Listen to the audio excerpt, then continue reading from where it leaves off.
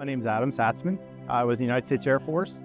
About 18 months after coming home, I started noticing that I was having a lot of trouble sleeping, a lot of nightmares. I'd wake up in cold sweats.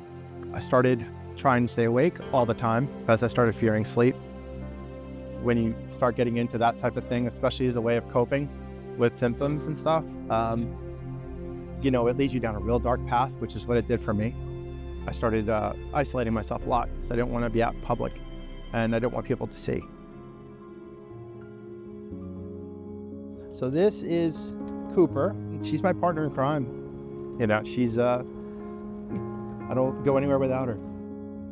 So K9s came in the picture. I had met a couple of veterans at a salute to service game with the NFL.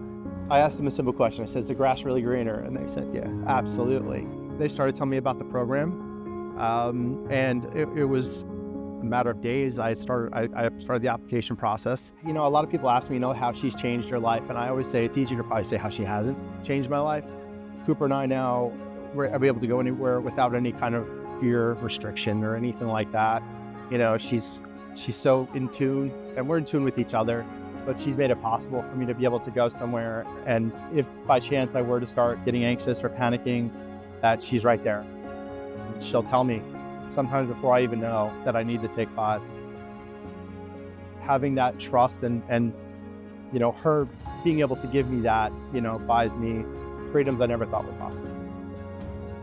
I remember days where my head couldn't lift off the pillow.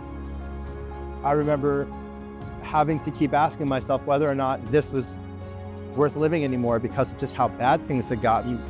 These blessings give you back a lot of what you've lost. All I could say is whoever watches this, whoever is finding themselves in that position, don't give up. There's hope. I promise you, it's a real thing.